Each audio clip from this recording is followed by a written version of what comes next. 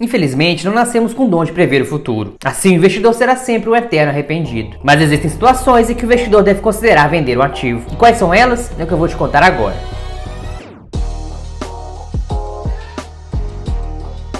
Como saber quando é hora de vender? Eu penso nessa pergunta toda vez que vejo as pessoas falando de bolsa nas máximas e de novos IPOs. Meu nome é André Araújo, e a verdade é que as emoções desempenham um papel considerável na hora de tomar a decisão de vender ou não um ativo. Nós não queremos desistir da fantasia de que aquela ação específica irá subir bastante nas próximas semanas. Ou ainda simplesmente gostamos de dizer que temos aquela ação que está subindo bastante, aquela ação quente do momento. Porém, quando deixamos que os nossos sentimentos atravessem a nossa percepção direta dos fatos, como o fato de que uma ação é muito mais arriscada agora que o preço subiu do que era antes, a gente acaba tendo problemas. E às vezes sofremos perdas que podem mudar a nossa vida. Neste caso, se você tem investimentos que estão indo muito bem, ou mesmo que estão indo muito mal, como tomar uma decisão sensata? Primeiro, esqueça quanto valeu um dia, o que vale é apenas o preço de hoje. Um dos erros de comportamento mais comuns que a gente toma na hora de investir é a tendência de nos fixarmos em um determinado valor ou preço. Quando nos fixamos em um preço específico, podemos fazer bobagens que podem nos custar caro. É o que o economista e o ganhador do Prêmio Nobel de Economia Daniel Kahneman chamou de viés da ancoragem. Digamos que você tenha pago R$300 mil numa casa há alguns anos e agora queira vendê-la. Você naturalmente quer recuperar aquilo que investiu e aceitaria no mínimo aqueles R$300 mil. Assim você insiste em anunciar a casa pelos R$300 mil, mesmo sabendo que às vezes o mercado imobiliário não anda bem. Alguns meses se passam e você rejeita a oferta de 250, 270 mil. Afinal, você precisa recuperar os 300 mil investidos. Mais alguns meses sem ofertas e você começa a ver os 250 mil como interessantes. Afinal, agora só aparece ofertas de 200 mil. A questão é que o mercado imobiliário não está nem aí para o quanto você pagou na casa. Tudo que importa é quanto ela vale hoje. Outro exemplo é se você compra ações de uma determinada empresa por R$50. Depois de alguns meses ela está valendo R$40. Só que além do preço ter caído, você percebe que a empresa de fato ficou ruim e que ela não deveria mais fazer parte da sua carteira de investimentos. Porém, mesmo assim, você não aceita vendê-la até recuperar aquilo que investiu nela. E essa ideia de manter um investimento que não é adequado ou que foi errado desde o começo não faz nenhum sentido. O quanto você pagou naquela ação não deve determinar de maneira alguma o que você deve fazer agora. Esperar empatar ou querer recuperar o valor investido, esperando o ativo se valorizar, não é nada inteligente. Lembra que seu dinheiro não tem carimbo. Você pode muito bem recuperar em outro lugar. Muito melhor então seria vender e investir esse dinheiro num ativo de qualidade. Deixar o dinheiro em bons investimentos faz muito mais sentido para recuperar o prejuízo passado, do que esperar que se recupere num ativo ruim. E o mesmo acontece quando você fica olhando todo dia o saldo total da sua carteira. Você naturalmente vai ancorar o valor alto, aquele ápice que a sua carteira chegou algum dia. E daí vai sofrer toda vez que sua carteira baixar desse valor. Se a sua carteira hoje está em R$100 mil com o mercado no auge, toda vez que você abrir o seu extrato e ver que seus investimentos valem menos, você vai imediatamente pensar naquele valor. Vai ficar determinado a atingir novamente aquele ápice dos R$100 mil.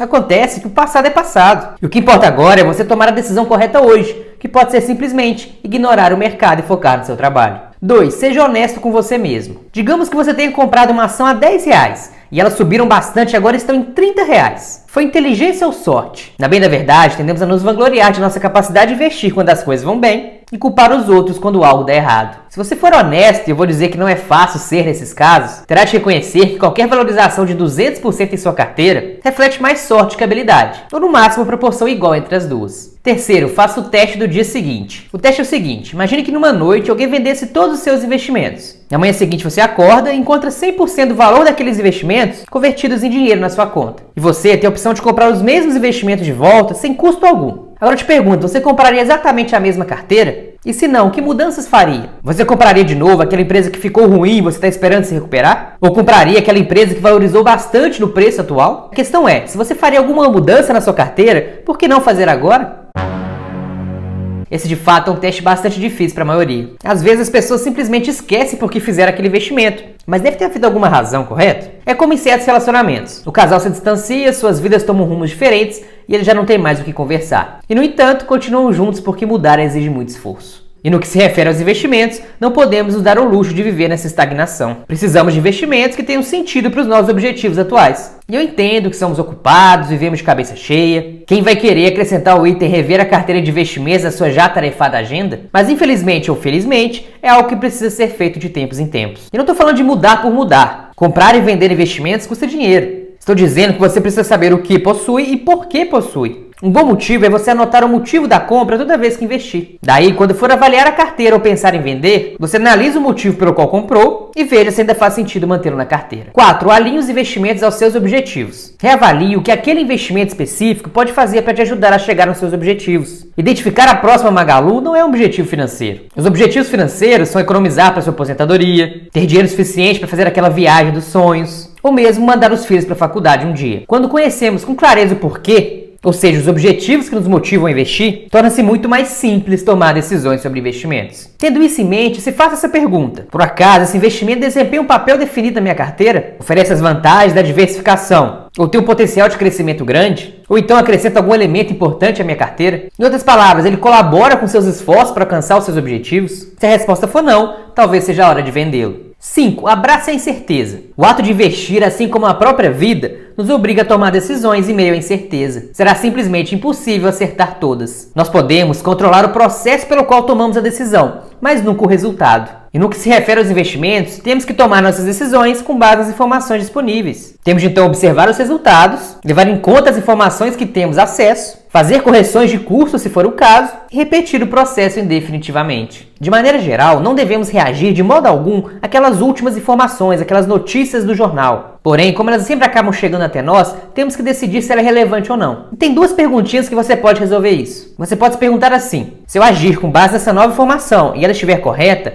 que impacto isso terá na minha vida? Ou, se eu agir com base nessa informação e ela estiver errada, que impacto isso terá na minha vida? O simples fato de nos obrigar a pensar nos possíveis resultados de um erro já resultará em decisões muito melhores. 6. Tente separar a razão da emoção. A escolha mais importante se resume ao seguinte: você age com base naquilo que conhece ou em como se sente? Na teoria, todo mundo sabe que deveria comprar na baixa e vender na alta. No mundo real, porém, nós somos feitos para buscar aquelas coisas que nos dão sensação de prazer e segurança e para fugir a toda velocidade e a tudo que nos causa dor. Isso significa que muitas vezes somos motivados não pelo que sabemos, mas pelo que sentimos. Porém, as decisões financeiras devem ser tomadas com base no que sabemos e não em como nos sentimos. E os sentimentos podem custar caro. Conservar investimentos por motivos emocionais, por exemplo, pode sair caríssimo. Com frequência, retemos alguns certos investimentos simplesmente pelo fato de já serem nossos. A inércia é uma força poderosa na gestão de carteira. O familiar é confortável, sempre tivemos aquelas ações e, portanto, faz sentido continuar com elas, mesmo que nem nos lembremos por que nós compramos. Aliás, no fundo nós sabemos que se por acaso vendermos essas ações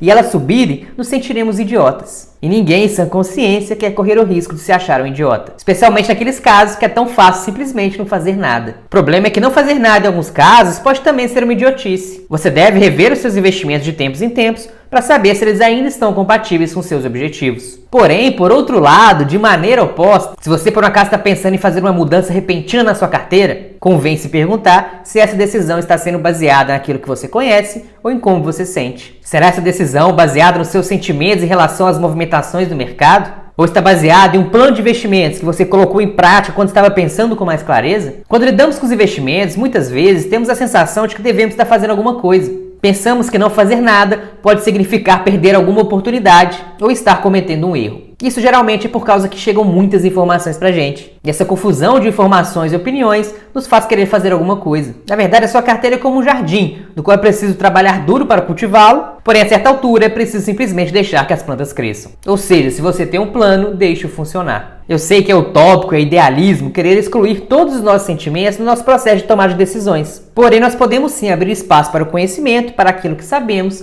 na hora de tomar as nossas decisões. E número 7, siga o plano. Por último, siga em frente e não olhe para trás. É bem possível que se você tomar uma decisão de vender um ativo, simplesmente porque não se enquadra mais nos seus objetivos, o preço dele suba imediatamente. Do mesmo modo, se você decidir manter um investimento ou então comprar um investimento novo, porque ele agora é compatível com seus planos, é possível que ele tropece ou despenque, ou pelo menos dê aquela cambaleada. Alguns vão dizer que é a lei de Murphy ou que é azar, mas como eu costumo dizer, o investidor é um eterno arrependido. Isso acontece porque simplesmente não sabemos o futuro. Tendo isso em mente, você precisa se preparar para aqueles momentos em que sua fé em decisões absolutamente corretas, baseadas na realidade, vão ser postas à prova. E é claro que isso se aplica a todas as decisões de investimento, seja elas de vender ou não. Lembre-se que o mercado no curto prazo ele é aleatório. Porém, no final, decisões financeiras inteligentes e sensatas, baseadas nos seus objetivos e baseadas na sua realidade, serão com certeza boas decisões. E a melhor forma de controlar essas emoções é parar de acompanhar o mercado o tempo todo. Toda vez que vemos o resultado da nossa carteira ou aquela notícia sobre determinada ação, temos a tendência de abandonar os nossos planos racionais e querer fazer alguma coisa com base na emoção. Seja pelo medo quando o mercado está em baixa ou pela ganância quando o mercado está subindo. Como sempre, fazer a coisa certa é simples. Nem sempre é fácil, mas ainda assim é simples. E se esse vídeo fez sentido para você, não deixe de curtir e se inscrever no canal. Grande abraço e até a próxima.